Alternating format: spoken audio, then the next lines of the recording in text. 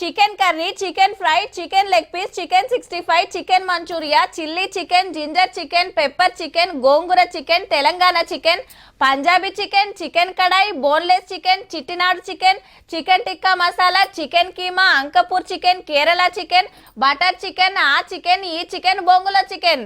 ఏహే ఏం కాదని డాక్టర్లే చెప్పబట్టిరి. కొమ్మేద్దాం అనుకునేటోళ్లకు గిన్ని వెరైటీలు ఉన్నాయి. మళ్ళా రేటు గిన తక్కువనే ఉండే, జంపుతుండొచ్చురు పోయిగా. కౌసుకత ఎట్లున్నదంటే కోడి కూర తినలేము, ఏట కూర కొనలేము. చికెన్ తింటే బీమారు వస్తుందని పొగులు, మటన్ తినాలంటే గంత రేటా అని అదురు. కోడి కూర కొండ దిగినా తింటలేరు, మేక కూర గుట్టెక్కింది. అదేదో బర్డ్ ఫ్లూ వస్తుందని చికెన్ తెరు కోతలేరు జనము. దెబ్బకు రేటు 170కి వాడిపోయినా జోకులు లేక ఈగలు జోపుతున్నారు చికెన్ సెంటర్ ఓనర్లు.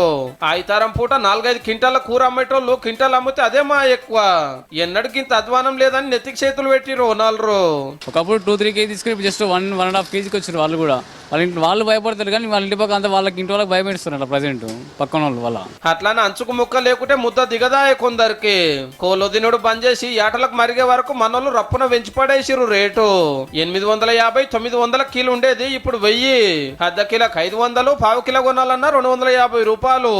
ఇంటోళ్ళు 4 కూకుంటే మనిషికి 2 తుంకలు రావు, ఒక్క పూటకే వండిన కుండ ఖతం అవుతుంది.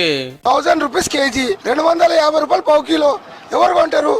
చికెన్ అంటే 100 రూపాయలు వస్తుంది, ఇంట్లో కుండ నింతారు. దాని గురించి టమాటా ఉల్లిగడ్డ తీసుకొని వండి తింటున్నారు. పంజాబ్ ఇంకా 1200 ఉంది. చికెన్ కి తక్కువ అయింది, మటన్ కి ఎక్కువ వస్తుండ్రు. ఇప్పుడు తలకాయ బోటికిన రేటు పెరిగింది. మళ్ళా మన కాడ గుల్రమందలు పలసగా ఈ మహారాష్ట్ర కర్ణాటకకి వెళ్ళి లారీలు దిగినా మన తినుడుకు చాలని పరిస్థితి. కోడి కథ అట్లా, ఏట కథ ఇట్లా. ఏహేస్ అప్పుడు కాకుండా చేపలు తిందామని అటు మరినోళ్ళు కొందారు.